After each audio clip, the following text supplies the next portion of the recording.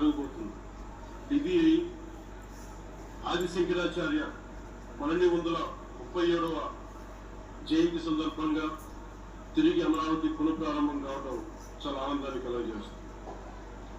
మనందరం 5 కోట్ల మంది ప్రజలకి సంబంధించి ఇది ఒక హబ్, సెంటర్, నర్వ్ సెంటర్. అంటే మనందరికి సంబంధించిన ఇల్లు. మనందరం ఎవరిని అడుగుతున్నామంటే, ఒక ప్రధానమంత్రి గారు పూర్వం సన్యాసాశ్రమంలో ఉన్నప్పుడు ఆయనకి అనికేత్ అనే పేరు పెట్టారు. అనికేత్ అంటే అర్థం పరమశివుడు, ఇల్లు లేనివాడు.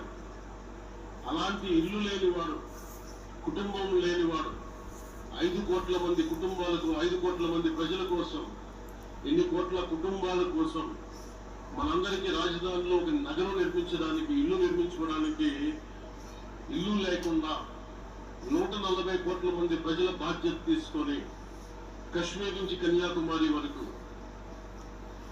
అక్కడ కామాఖ్య నుంచి ద్వారకా వరకు ప్రపంచమే, మన దేశమే తన కుటుంబంగా చేసుకుంటూ, ఈ భారతదేశమే తన ఇల్లుగా చేసుకొని తిరిగి పునఃప్రారంభానికి విచ్చేసిన గౌరవ ప్రధానమంత్రి శ్రీ నరేంద్ర మోదీ గారికి మనస్ఫూర్తిగా మనందరి తరఫున, ఆంధ్రప్రదేశ్ ప్రజలందరి తరఫున, అమరావతి రైతాంగం తరఫున, ఆడపడుచుల తరఫున వారికి చేతులెత్తి హృదయపూర్వక నమస్కారాలు తెలియజేస్తాం. దివిసీమ తుఫాన్ వచ్చి అందరి ఆశలను తుడిచిపెట్టేసి